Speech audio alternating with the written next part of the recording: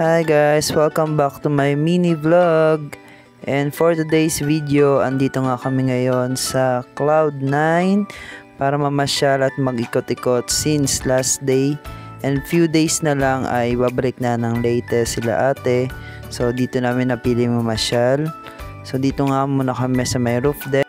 Nag-selfie at nag-picture kasama sila ate. At of course, yung aking pamangkin, sila kuya, at yung aking bayaw. So medyo maraming ang mga couple din dito na nagpipicture at nagbabandi.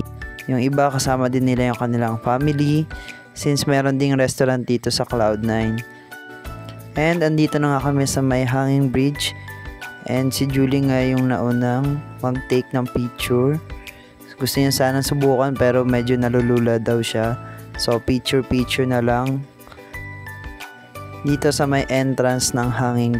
And so ayun na nga, so si kuya na lang yung nag-try.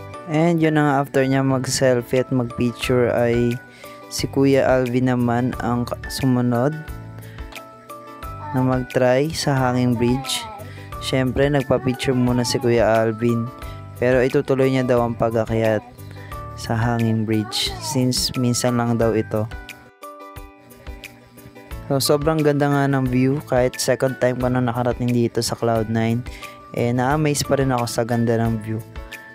And last time na trinay kong i-cross yung hanging bridge na yan, sobrang nakakalula din talaga.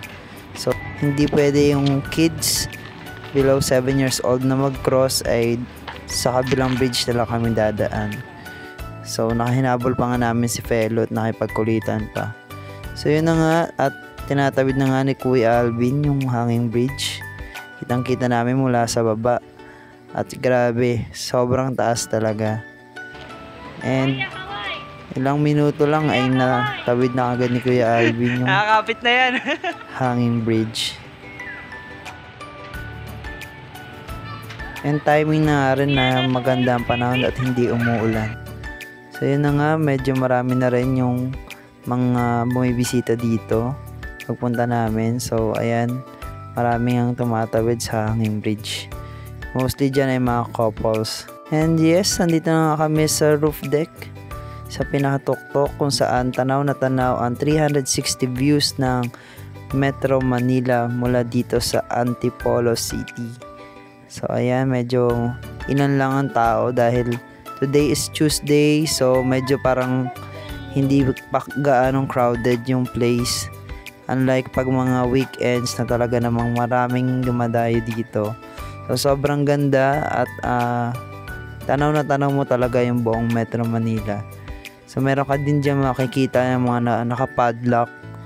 Mga remembrance yan ng mga couples na naglock ng kanilang promise.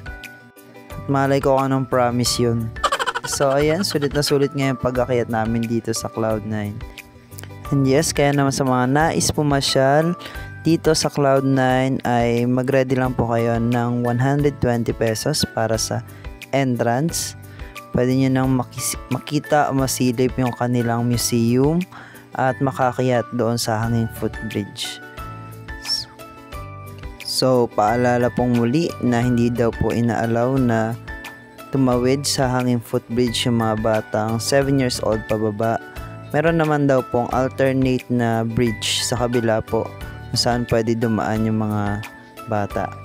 At syempre napaka-accessible ng place, kaya napakadaling bisitahin kung galing kayo Metro Manila or Rizal.